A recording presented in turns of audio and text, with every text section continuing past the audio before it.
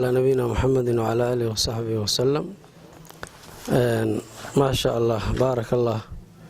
aad iyo aad baan ugu faraxsanahay dhalinyaro yaryar oo xifdigoodi ma sha Allah uu yahay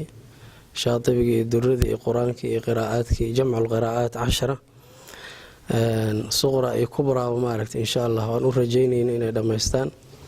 waa nasiib weyn oo ma aragtay u soo kordhay wadanka magaalada khaasatan oo annaga aanan helin runtii waa naga xifdi fiican yihiin waa naga dadaal badan yihiin waa naga nasiib badan yihiin waxaana leeyahay ma aragtay meesha ka sii wadaana dadka xoogaa waxa dhiba ay qiraa'aadku ugu cararaan xifdigana wuxuu fiican yahay inta la yar yahay in mutuunta dhan la iska xifdiyo quraanka la xifdiyo macaanida waa iska sahlan tahay mutawaffir waaye laakiin xifdiga adag waana dhumid dhow yahay oo mar hadaad xifdiso asdhihin mar walba wad haynaysaa asdhihin wuxuu rabaa muraajaca badan noqosho badan ayuu rabaa marka insha Allah taala waa xidig noo soo baxay Sheekh Xuseen markuu halkan ka bilaabay tajwiidkan bal aqoonin ba alxamdulillah maanta laakiin bifadlillah ragi ardaydiisa iyo ardaydiisi iyo kuwii saddexaad afaraad baa maanta socdo falillahi alxamd waa farxad weyn marka inaad aragto ardayday soo saareen iyo ardaydiisii ka sii dambeysay inaad aragto oo awoow labaad u tahay iyo awoow saddexaad aad u tahay ma aragto waa farxad weyn marka bifadlillah saabiqiintii waay marka isaga ajirkiisa lama koobi kare laakiin annaga inaan reebno dhaxal oo loo aayo inaan reebno oo rag quraa ah oo caalamka maanta loo aaday qiraa'aadka iyo culuumul qur'aan in laga helo halkan laanahu waa la baran karaa meelahan jaamacadaha aan u aadno ama quraa'da waaweyn ay joogto intaba waa laga sameyn karaa bifadlillah rag badan baa wax noo soo bartay noo soo noqday oo annaga naga nishaad badan naga dadaal badan naga xifdi badan in laga faa'iideysto marka Sheekh Fataax khayr Allah siiyo wax badan buu soo xambaaray tadxiyo badan iyo sabr badan buu galay hadii uusan tagi lahayn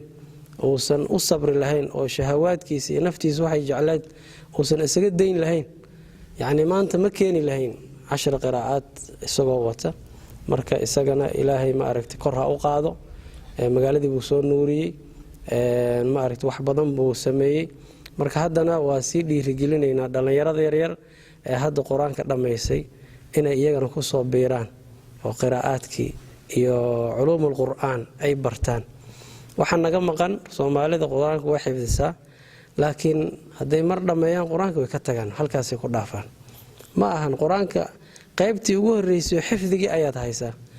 wuxuu u baahan yahay macaanidiisa iyo tafsiirkiisa inaad barato wuxuu u baahan yahay culuumtiisa oo dhan inaad barato oo way tiro badan tahay culuumtiisa qiraa'aadkii tajwiidkii hadii rasmigii ayat reebkii dabdigii waa tiro badan yahay tafsiirkiisi in la barto si loo ilaaliyo quraanka ilaahay rag buu ku ilaaliyo inna nahnu nazzalna dhikra wa inna lahu lahafizun quraanka maanta hal kelmad ama hal xaraf lagu ziyaadin karo laga mana dhimi karo ilaahay baa ilaali laakiin rag buu ku ilaali ilaahay marka ragii inaad noqotaan oo marka shayga qofku wuxuu sharaf ku yeeshaa wax allaal wuxuu la xiriiro ayuu sharaftooda yeeshaa marka cilmiga sharaf buu leeyahay ninkii cilmi yeeshana sharaf buu yeelanayaa cilmiga waxa uu sharaf badan culuumta quraanka ninkii waa kalaamullah ninkii xiriir la yeeshay isagana sharaftii quraankaas oo kale uu yeelanaya marka insha Allah taala dhalinyarada waxaan ku dhiirigelinayaa aad inay ma aragtay sii wadaan ayna ka caajisin ay niyadooda ma aragtay mar ka dambeys ay sii cusboonaysiiyaan ay aaminaan quraanka meel ka sareyso oo ma aragtay maanta aad ku hamin lahaydeen ma jirto sharaf adduunyo iyo sharaf aakhira isaga dhameystay ilaahay hana waafajiyo hana nagu qanciyo insha Allah taala assalamu alaykum wa rahmatullahi wa barakatuh